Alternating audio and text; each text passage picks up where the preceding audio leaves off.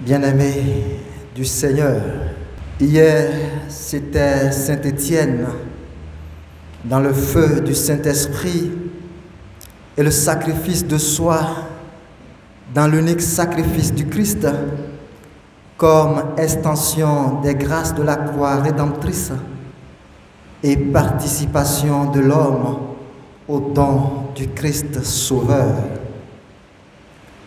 Aujourd'hui, c'est Saint Jean, l'ami qui entre dans le secret du Maître par l'amour ardent et qui expose les fruits de sa rencontre avec le Sauveur. À parcourir son vaste champ théologique, on le découvre comme un homme d'écoute, un assoiffé de Dieu, un ami en quête de l'absolu. D'abord disciple de Jean-Baptiste, il suivit la voie du précurseur avec André en s'attachant à l'agneau de Dieu qui enlève le péché du monde, selon le propos du Baptiste.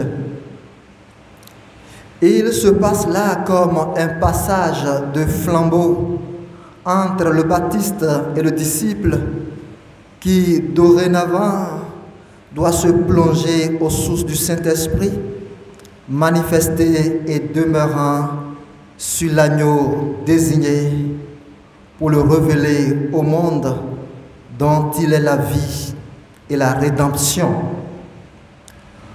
Au premier contact avec Jésus, Jean l'appelle Rabbi, Maître, ce que dira plus tard Marie-Madeleine à la résurrection de Jésus. Il vient pour connaître et faire un avec l'objet de son désir. Maître, où demeures-tu? Demande-t-il à Jésus. Venez et vous verrez. Il a vu Dieu et l'a reconnu. Découvrant tout en face de lui, il s'en remit tout entier avec délectation à celui qui façonna l'univers comme pour posséder en propre la grande lumière qui se répand sur lui. En l'agneau immolé, il découvre la parole créatrice de Dieu, la sagesse recherchée par les Grecs, la vérité divine qui assouvit la soif de l'homme en quête véritable.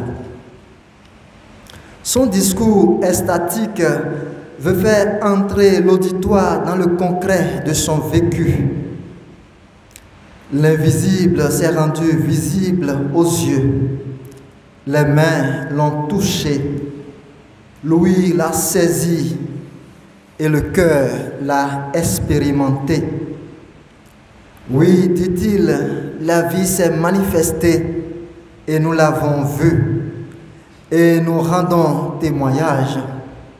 Nous vous annonçons la vie éternelle qui était auprès du Père et qui s'est manifestée à nous. Jean, l'ami, vient comme pour dire: cessez de courir en vain. En face de vous, il y a le but et la fin de l'existence humaine, l'alpha et l'oméga. En répondant à l'amour du Maître par l'amour dépouillé et total, il s'est élevé aussi haut qu'un aigle pour contempler la face de Dieu. Rien n'est impossible à l'amour. C'est l'amour qui donne accès à Dieu, parce que, dit-il, Dieu est amour.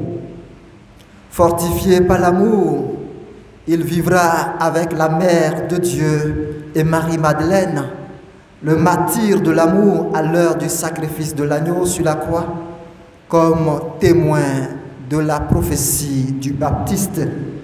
Son amour pour le Christ lui valut d'être fils de Marie à l'heure de la Passion, pour le nouvel enfantement du monde.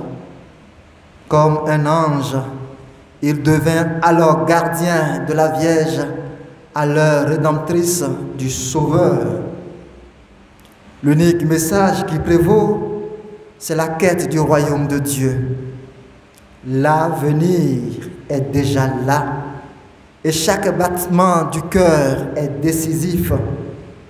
C'est maintenant qu'il faut entrer dans le royaume par la foi en Dieu qui ouvre à l'amour et à la connaissance de Dieu. Et la parole de Dieu est pour Saint Jean l'attente de la rencontre et le point de départ de l'amitié avec celui qui siège sur le trône de l'agneau. Il se fait tard et déjà le jour baisse. Ouvrons les yeux et cherchons le royaume des cieux.